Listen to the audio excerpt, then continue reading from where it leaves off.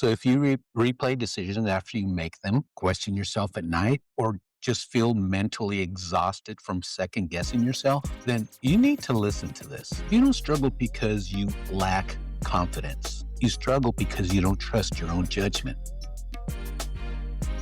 Welcome to the Drew Chaz Podcast. This is the podcast built for introverts with big goals and busy minds. I'm your host, Drew, and around here, we don't silence our thoughts, we sharpen them. Every week, I give you the mindset frameworks, clarity formulas, and quiet power strategies that help keep introverts and deep thinkers just like you to move forward without pretending to be louder or bolder or more extroverted. If you're ready to turn overthinking into clarity, turn hesitation into action, and build success your way, well, you're definitely in the right place. So let's get right to it.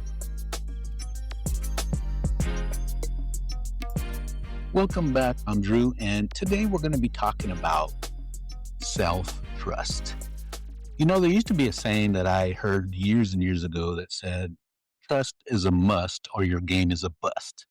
And I used to just crack up with that or just mess around with it, but it's absolutely true. And it doesn't just mean trusting others. It's trusting yourself as well.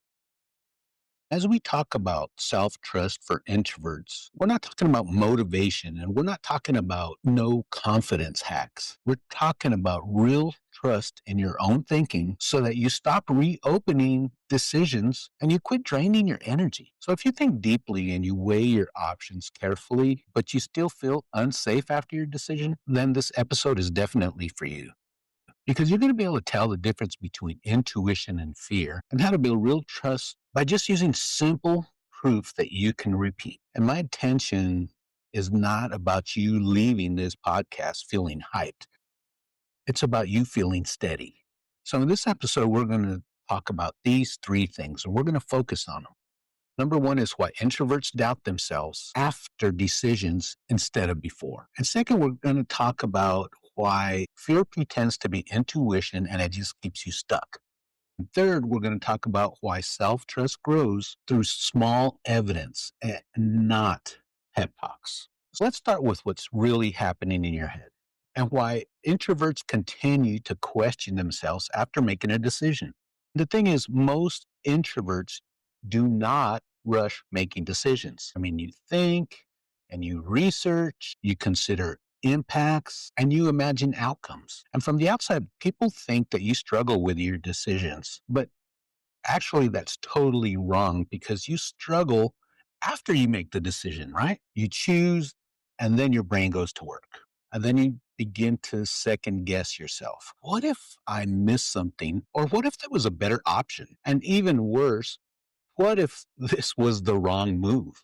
But let me tell you right now, this isn't a weakness. This is a pattern of recognition without closure. Your mind stays open because you never trained it to close the loop. And if you think about it, many introverts while growing up were praised for being thoughtful and careful and smart. But somewhere along the way, being smart turned into you not having the ability to close or make some closure. Being careful turned into never being finished. So what happens is every decision becomes a draft and not a final version. And what does this always lead to? Total exhaustion. And not because the decision was hard, it's because you just keep reliving it. You know, as an introvert, sometimes we get lost and caught up in the tricks that our mind plays on us. But you don't struggle because of lack of confidence. You struggle because you don't know how your mind is wired. So if you're an introvert, your power is already there. You analyze, you see the patterns, and you think ahead. But most introverts never learn how to use these strengths on purpose. That's why I created the Introvert Superpower Quiz. This quiz shows you how to make decisions, why you get stuck, and where your real leverage lies. Not personality fluff, but real insight you can use right away. If you've ever felt like you're capable of more but can't explain why you stall, this quiz will give you clarity. So go to the show notes and I'm going to post a link for you to take that quiz and find out what powers you already possess as an introvert. Take the quiz. So listen to this. What happens is that self-trust breaks down when you do not allow those decisions to stand. Let me tell you the difference between intuition and fear. And this is where many introverts get confused. And introverts tell themselves, I'm just listening to my intuition.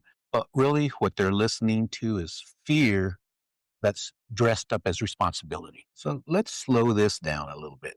So, intuition is calm, it does not rush you, it doesn't threaten you, and it feels settled even when the outcome is unknown. Also, fear is loud inside your head, and fear pushes that urgency and it asks the same questions again and again and again. And one of the worst things that fear asks is, what if I've ruined everything by the decision I make? And when you're in bed at night and you can't sleep because you keep replaying those decisions over and over, well, let me tell you, that is not intuition. It's fear trying to reopen the door. As an introvert, you feel this more because you think internally. There's no noise outside, so all of that noise stays on the inside. Learning self trust is naming what voice you're hearing. But to keep it simple, if it feels frantic, it's definitely fear. But if it feels steady, it's definitely intuition. You don't need to obey fear to be responsible.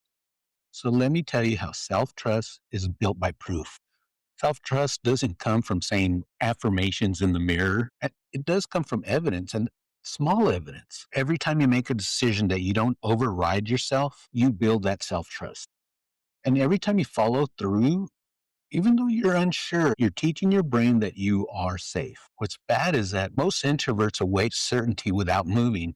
But you know what? That day never comes because trust is built after movement, not before. So think about this. How many decisions did you make last year that turned out just fine? I would have to say that it's probably most of them, right?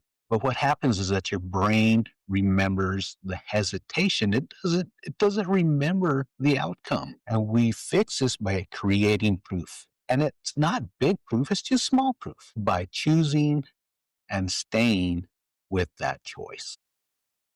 So as usual, I'm going to give you one quick challenge. And here it is. Today, just make one small decision. Just make it low risk, not dramatic. And then don't revisit it for at least 24 hours. No rethinking, no reopening, and no mental review. But at the end of the day, notice this. Did the world fall apart? Did you survive? Did the decision stand? And this is how self-trust starts. One decision at a time.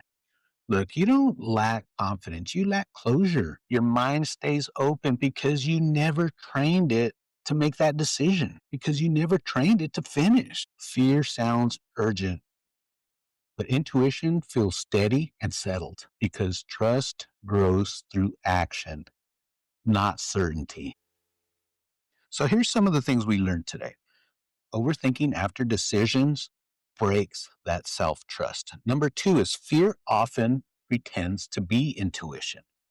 Number 3 is that self-trust forms through repeated follow-through. And then 4 is small proof beats endless analysis. So in conclusion, just remember you're not broken and you are totally thoughtful. You don't need to think less. You just need to trust what you already know.